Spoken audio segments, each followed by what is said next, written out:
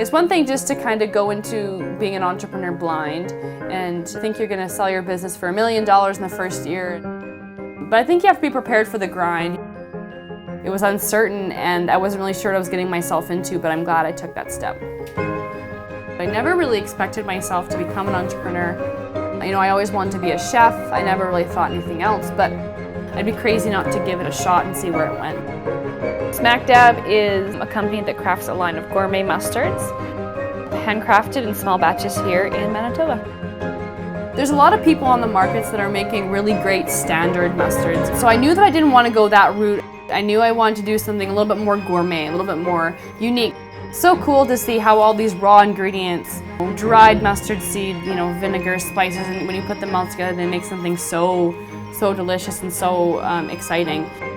I was never satisfied, with just okay. It had to be perfect. Like it had to taste just wow. That's a good mustard. You only really get that one shot. When a customer tries your mustard, it has to be instantly great. They instantly love it. That's when you know you've won them over. It's a steep learning curve, that's for sure. I think when you go into the entrepreneurial world, I had no business background. I really didn't have any business schooling. A lot of it's common sense and just kind of figuring it out on your own. Like I bought a lot of books, I taught myself a lot of things.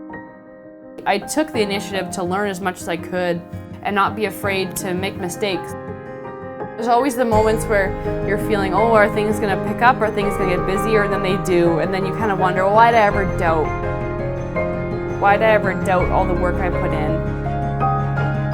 Like there's nothing more rewarding than having those little victories. The fulfillment level is just so much different. The stress level maybe is a little bit higher when you own your own business because there's a lot more pressure on yourself. But I think it all balances out when you think of your life and taking control of your life and making the most of it.